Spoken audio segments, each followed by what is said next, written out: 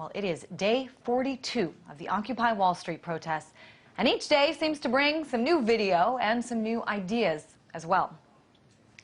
You've got mail! You've got mail! You've got mail! This video taken just a short time ago in New York City, people chanting "You've got mail" outside of Citibank. Apparently, several of them wrote letters to Citibank asking for their money back.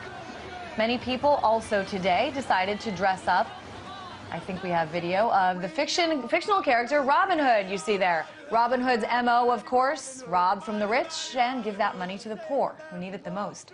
So Robin Hood protesters marched from bank to bank in an attempt to occupy the banks. This has, of course, become a nationwide movement, with protesters standing their ground despite threats by police to arrest them.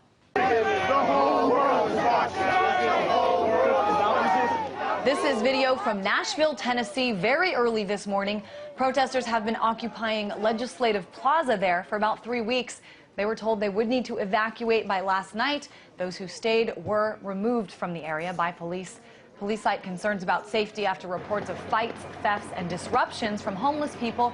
Occupiers say police intentionally stopped patrolling the area once they set up camp, leading to the increase in crime. Protesters stood their ground in San Diego as well. In all, more than 40 people were arrested. You can see police made some arrests, and people also, reports came in saying that officers confiscated personal belongings as well as supplies and food that had been donated to the protesters. This video also taken very early this morning.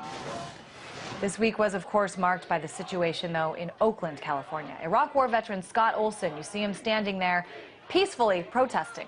Moments after this video was taken, he was severely injured, carried away, taken to the hospital with a fractured skull.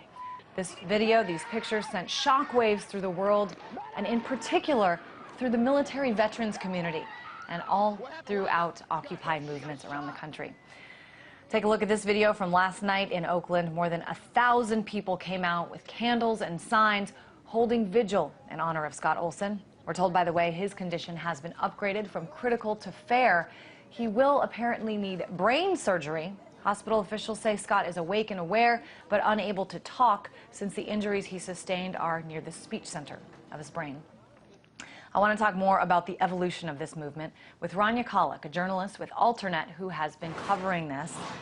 Hey there, Rania. We just covered a lot of ground showing pictures from around the country, and I want to talk about the reaction to this movement. What are some of the most surprising things that you've been seeing?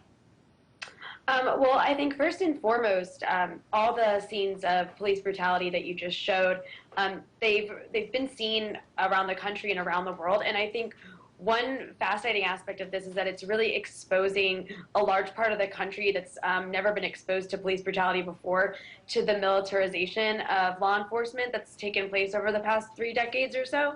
So I think that's really that's a big deal, because the people in this country who are familiar with police brutality are generally sort of low-income minority communities and longtime activists. And Occupy Wall Street is a movement that really consists of a broad spectrum of people and causes who've never seen this kind of stuff before. So they're really shocked, and it's really galvanized the movement and led to, I mean, thousands of people